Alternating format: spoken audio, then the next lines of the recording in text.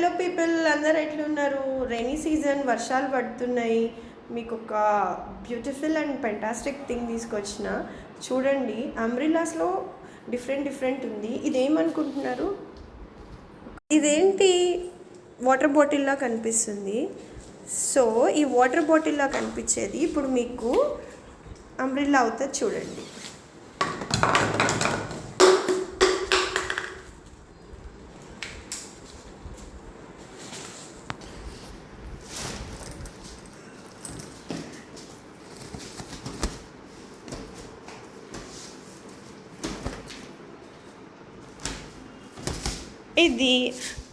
ఇది క్యాప్, ఇది అంబ్రిల్లా.